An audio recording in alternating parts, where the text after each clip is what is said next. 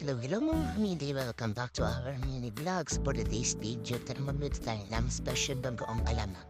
So ayan naman, linisin muna yung alamang and then pagkatapos ng pakuluan mo siya sa suka, lagyan natin ng mga 3 basong suka yan.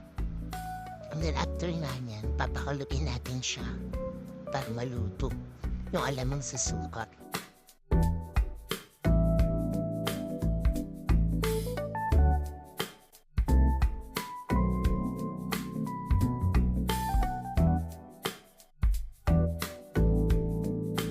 Then, habang waiting nga tayo sa pagpapakulo niya, linisan na rin natin ang mga baboy.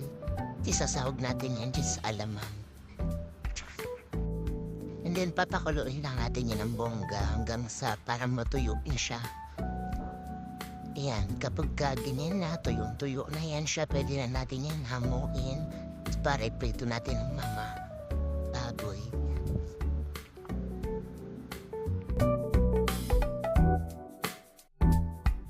First, siyempre, painitin natin ang mantika. And then, lagyan natin yung lahat. Ipigan natin yung bongga habang tumagasik-tasik sa akin. At yan, tapos sa siya, nilagyan natin yung alamang ulit. Sabihin na natin yung compromise. Lagyan natin ang pampalasa. And then, halu-haluin natin yan. Takpan natin, tapos pakuluin natin ang bongga. And then, tada! Ayan, nakumukulo na ngayon siya. Halu-haluin lang ulit natin yan at lagay na natin yung asukal dyan.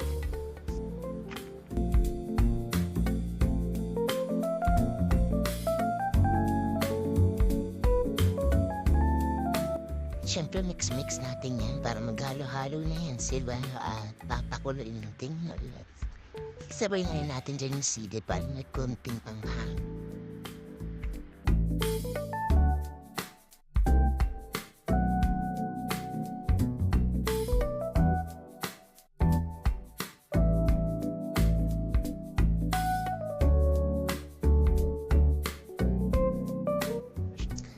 Sa pagkakataon na ngayon yan, halo-halo yung kulit dyan. Tinatabihan natin dyan yung baboy.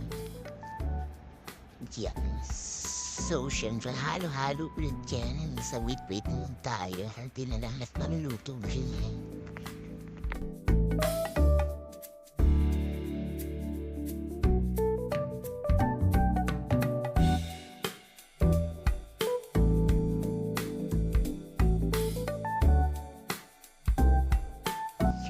And yan na gusto na ang ating alamang at papalamdinin na natin yan para ilagay natin sa lagayan.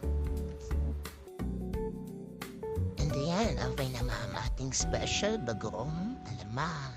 Thank you for watching. Babush!